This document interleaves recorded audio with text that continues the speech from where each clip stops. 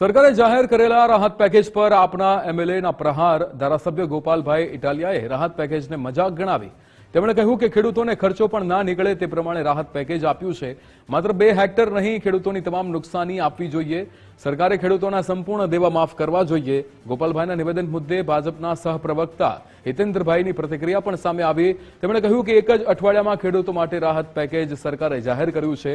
રાજ્યના ઇતિહાસમાં સૌથી મોટું રાહત પેકેજ સરકારે જાહેર કર્યું છે। સરકારે જે નિર્ણય કર્યો છે તે ખૂબ જ સરાહનીય નિર્ણય છે તેવું નિવેદન હિતેન્દ્રભાઈએ આપ્યું। આંકડો મોટો છે, 10,000 કરોડ।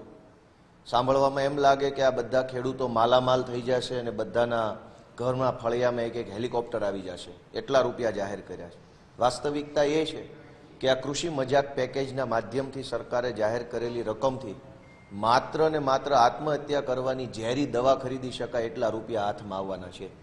ખેડૂતને દવા, ખાતર, બિયારણ, મજૂરી, ટ્રેક્ટર ચલાવવું વગેરે વગેરેનો જે ખર્ચો થયો છે એ ખર્ચા કરતાં પણ ઓછી રકમ ખેડૂતના હાથમાં આવવાની છે। ટીવી મીડિયામાં આવી ભાષણ કરી અને ખેડૂતોના હામી બનવાનો પ્રયાસ કરે છે, પણ આ ગુજરાતની સ્થાપના થયા પછી ક્યારે 25-50 કરોડનું પણ પેકેજ આપ્યું હોય એવું અમારા સ્મરણમાં નથી। એની સામે છેલ્લા 10 વર્ષમાં મોદી સાહેબની કેન્દ્રમાં સરકાર આવ્યા પછી એસડીઆરએફ એનડીઆરએફના નિયમોમાં સુધારો કરી એની સહાયની રકમમાં પણ 3 વાર વધારો કર્યો છે।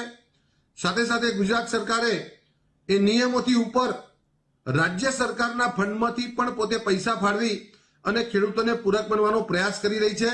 એનું આજે